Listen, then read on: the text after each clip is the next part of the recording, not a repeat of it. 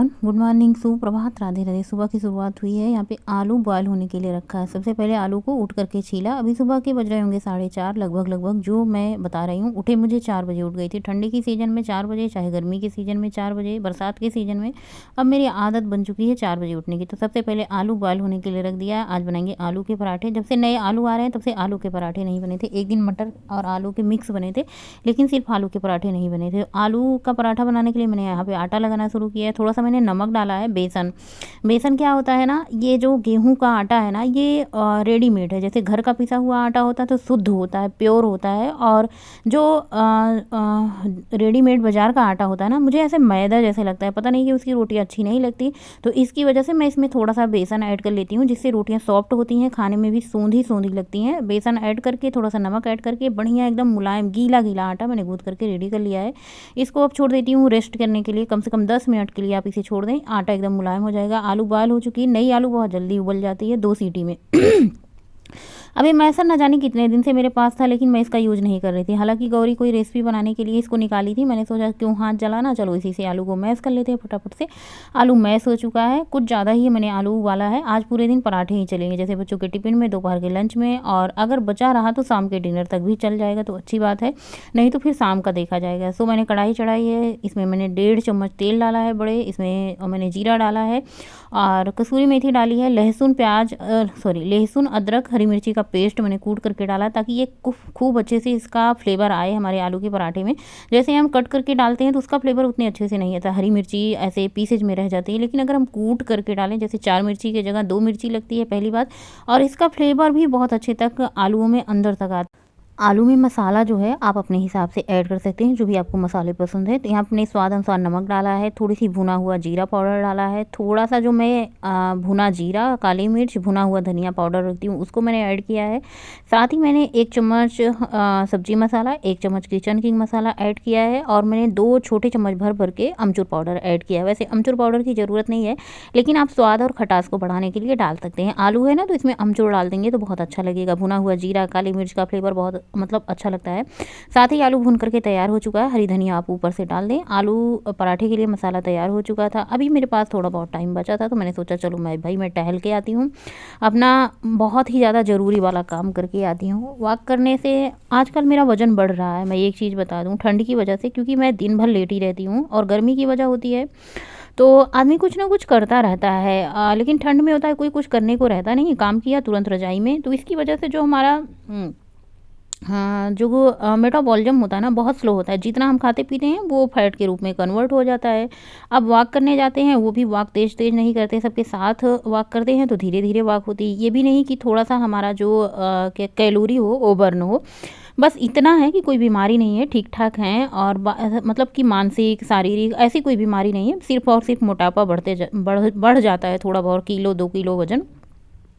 बाकी और कोई दिक्कत नहीं हो रही। जैसे कोई चीज़ दर्द होता है, कोई चीज़ तकलीफ होती है, पैरों में दर्द, हाथों में दर्द, या रीढ़ की हड्डियों में दर्द, ऐसा कोई दर्द वर्द नहीं है। बस एक ही समस्या होती है, वजन बढ़ता है। जब वजन बढ़ता है तो उसकी वजह से तमाम बीमारियां हमारे साथ जुड़ जाती हैं। साथ ही मैं वॉक से आने के बाद तुरंत हाथ धुला और पैर जो है सूज निकाला। फटाफट से मैंने चाय चढ़ा दी है। चाय में चीनी, चाय की पत्ती, अदरक डाल के उसको खौलने के लिए छोड़ देते हैं। चाय अच्छे से जब तक खौल ना जाए। और एक चीज़ होती है ना, चाय बहुत कम बनती है। पहले मेरे ये भगोना जो था ना, आधे भगोने से ऊपर चाय बनती थी, सब बड़े गिलास में। बेटा भी चाय नहीं पीता, उसने भी कहीं देखा है कि चाय पीने से दिमाग मतलब कम काम करता है, तब से वो बिल्कुल चाय छोड़ दिया। हालांकि मैं दे देती हूँ, बना देती हूँ। देखिए यहाँ पे चाय जो है ना सबको बांटी जा रही, मतलब किसी के गिलास में ज़्यादा हो जाए तो उसकी गिलास में ट्रांसफ़र कर दिया जाता है। चाय बना के देने के बाद बच्चों का टिफ़िन तैयार करना है। तो आलू के पराठे बहुत मतलब मुलायम बनते हैं। जब आटा एकदम से अच्छे से सॉफ्ट, मुलायम, गीला गीला गूँथते हैं ना, तभी पराठे। पहले तो मुझे पराठे बनाने बिल्कुल नहीं आते थे, लेकिन अब मैं ये नहीं कह सकती मुझे कुछ नहीं आता। अगर कुछ नहीं आता है तो उसको सीखने की पूरी कोशिश करती हूँ।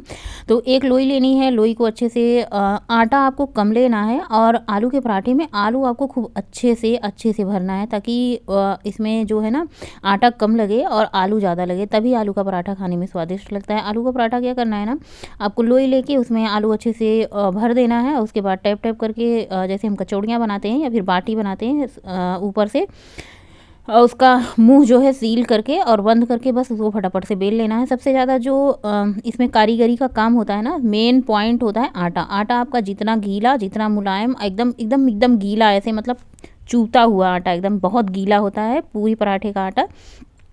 भरवा पूरी का आटा जो होता है ना एकदम गीला होता है, तभी जो है उसके पराठे अच्छे बनते हैं। तो बस पराठे 4-5 मैंने बनाए, 2 गोलू ने खाए।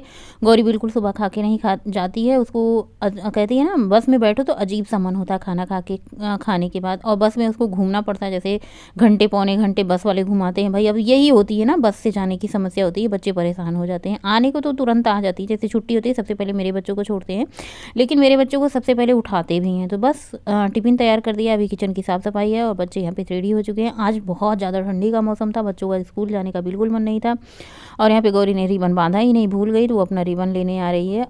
नहीं आती ना तो इसको स्कूल में पनिश किया जाता। बच्चे गए स्कूल, अब मैं अपना साफ़ सफाई का काम शुरू कर देती हूँ। वो हमसे रूठ से गए, कल तक जो साथ थे यहीं, वो हमको भूलने लगे, कहते थे दूर होंगे ना कभी, अब साथ बस तेरी यादें संग जिनके काट। जब भी आप अपना वजन करें ना, बहुत कम कपड़े पहने हो, एक कपड़े पहने हो तब वजन करें। और आज का जो मेरा वजन है ना 71-45 है, 71-45, 71-71-45 ऐसे ही चल रहा है। ज़्यादा वजन नहीं है लेकिन कम भी नहीं है इतना। माँ तुम्हारी है सबसे निराली, तू ही तो पहचान हमारी, मंगल मूर्ति तू ही विधाता, पहले तेरा नाम है आता, मुझको खुद में संभाले, अपना मुझको बना ले। और बस पूजा करके किचन में एंट्री हुई है। ये सौंफ वाला पानी जो मैंने भिगो के रखा था, 1 कप पानी में मैं भिगो के रखती हूँ, 1 कप पानी मैं एक्स्ट्रा इसमें डालती हूँ। 2 कप पानी मैं स्नान करके आने के बाद पीती हूँ। ये मुझे चाय जैसा लगता है, सिप सिप करके पियो स्नान करके, तो अंदर से भी गर्मी आ जाती है, ठंडक भी दूर हो जाती है, और सुबह खाली पेट ही रहता है। बस थायराइड की दवा, 2 घूंट चाय, और उससे पहले 1 गिलास पानी पीती हूँ। और ये आज इसके साथ में मैंने थोड़े से अखरोट लिए हैं, थोड़े से अंकुरित चने रखे थे, बहुत बड़े बड़े अंकुर इसमें निकल आए थे, तो मैंने सोचा इसको थोड़ा सा खा लेते हैं। बेटे के लिए भिगोते हैं, बेटे को प्रोटीन की ज़्यादा ज़रूरत होती है मुझसे ज़्यादा। और यहाँ पे बगल में हीटर लगा रखा, सर धुल के मैंने नहाया था, बाल धुले थे तो ठंडी बहुत ज़्यादा लग रही थी। हालांकि मैंने इनर पहना है, लेकिन अभी थोड़ी देर में मैं स्वेटर भी पहन लूँगी। और आज मैं आप लोगों के साथ शेयर करूँगी टमाटर की चटनी, भुने हुए टमाटर की। तो 2 टमाटर लिया है मैंने, अच्छे से धुल लिया है, इनको भून लिया है। भुने हुए टमाटर की चटनी बहुत अच्छी लगती है कच्चे टमाटर से ज़्यादा। लेकिन क्या होता है ना, हमें जो आसान लगती है बस वही फटाफट यूज़ कर लेते हैं। तो यहाँ पे टमाटर भून करके उनका छिलका अलग कर लिया है, और जार में मैंने अदरक, लहसुन, हरी मिर्ची डाला है, धनिया की पत्ती मैंने डाला है। अगर इसमें हरा लहसुन मिल जाए तो और भी अच्छी बात है, चटनी का स्वाद और भी बढ़ जाएगा। हर बार मैं लहसुन बाहर बाउंड्री में गोद गाद देती थी तो चटनी भर का निकल आता था। इस बार मेरा मन ही नहीं हुआ, और मैं शादी में भी चली गई थी, तो उसके पहले दीपावली थी, तो ऐसे पता नहीं कैसे टाइम निकल गया, तो मैंने गोदा ही नहीं लहसुन। और फिर ये सोचती हूँ सारी चीज़ें बाज़ार से आ रही हैं तो लहसुन भी बाज़ार से आ जाएगा। तो हमारी धनिया की चटनी बन करके रेडी हो चुकी है। आज दोपहर में मैंने लंच क्यों नहीं किया उसको मैं आपको बताऊंगी बाद में। दोपहर में लंच ऐसे नहीं हुआ कि मैं गर्मा गर्म पराठे बना रही थी, चटनी दही साथ में सर्व किया था पद्दियो जी को, वो खाना खा रहे थे। जब मैं गर्मा गर्म बना रही थी तो वो साथ में अपना भी खा रहे थे, मुझे भी खिला दिए। तो फिर बाद में मुझे भूख लगी नहीं। ऐसे कोई खा रहा है ना, थोड़ा सा खा के पानी पी लो ना तो वो भूख नहीं लगती। और ऐसे पद्दियो जी से कह रही थी कि आप थोड़ा सा खिला देते हो तो फिर मुझे बाद में भूख ही नहीं लगती, फिर मैं बाद में खाना ही नहीं खाती। और उसके बाद बच्चे स्कूल से आते हैं, फिर मतलब बच्चों को खाना वाना दिया, 1 घंटे का टाइम बचता है। आजकल तो टाइम यूँ ऐसे निकल जा रहा है पता ही नहीं चलता। उसके बाद शाम के टाइम अभी बजे हैं 4 बजे मैं वॉक पे निकल गई थी। काफ़ी ज़्यादा आज का दिन ठंडा था, 4 बजे से ही कोहरा पड़ने लगा था, या यूँ कह लें कि आज पूरा दिन कोहरा हटा ही नहीं। सुबह से कोहरा बहुत ज़्यादा था, जैसे धूप निकली ही नहीं, आज पूरा दिन ठंड थी। और मैं टहलने जाने वाली नहीं थी, लेकिन मेरी एक सहेली है ना, वो मेरा इतना इंतज़ार करती हैं, मैं क्या बताऊँ। मुझे ऐसा लगता है मन में अंदर होता है कि मैं नहीं जाऊँगी तो वो भी नहीं जाएंगी, तो मैं इसलिए मैं निकल पड़ी। मैंने सोचा उनके घर जाके पूछा चलेंगी टहलने, तो बोली कि अच्छा है आप आ जाती हो तो इसी बहाने हम भी चले जाते हैं टहलने। हम दोनों ने वॉक किया। वॉक करके घर आने के बाद बहुत सारा बर्तन इकट्ठा था, बच्चे को स्कूल आने के बाद चाय, दोपहर का लंच, सारे बर्तन इकट्ठा थे। बस सबको बटोर करके अच्छे से क्लीन किया। देखिए कितने सारे छोटा मोटा बर्तन बचे हुए थे। और मैं टहलने गई थी ना, तो मुझे काम की कोई चिंता नहीं रहती। देखिए काम अपना है, खुद से करना है, थोड़ा देर सवेर हो जाएगा, लेकिन खुद की शांति के लिए अपनी मतलब आत्मा की, मन की आवाज़ भी कभी कभार सुन लेनी चाहिए। वॉक पे चले जाना चाहिए, थोड़ा सा मन आन हो जाता है। वरना घर में रह के ना, घर के काम से तो कभी फुर्सत मिलने वाली है नहीं। और शाम के टाइम मैंने क्या कहते हैं ये दूध गर्म करने के लिए रख देती हूँ। और शाम के टाइम जो बचा हुआ आलू था, जो बच्चे स्कूल से आए थे वो नहीं खाए थे, मैंने नहीं खाया था, तो सारे आलू का मैंने पराठा बना दिया था। लेकिन इस टाइम मैंने शेयर नहीं किया क्योंकि सुबह पराठे सेकते हुए आप लोगों के साथ शेयर कर चुकी थी। सो फ्रेंड, अभी बज रहे हैं रात के 9:05 हो रहे हैं। सबका डिनर हो चुका है और मैंने काम भी फिनिश कर दिया है। किचन की साफ सफाई कर दी है और बर्तन वर्तन धुल के रख दिए हैं। पानी भर के रख दिया है सौंफ वाला, और तांबे के जग में पानी भर के रख दिया है। और मैंने थोड़े से बादाम भी भो दिए हैं। तो इतने काम कर दिए हैं सुबह के लिए। मुझे समझ नहीं आ रहा है क्या करना है। हर रोज यही दिक्कत रहती है, सुबह के लिए कुछ नहीं समझ में आता है, फिर सुबह कुछ ना कुछ बनाना पड़ता है। और अभी दूध फ्रिज में रखना है, ये काम बाकी है। आप लोग सोच रहे हैं कि मैंने खाना क्या खाया, सबने खाना क्या खाया। आज तो पूरे दिन पराठे बने थे, सबने पराठे खाए।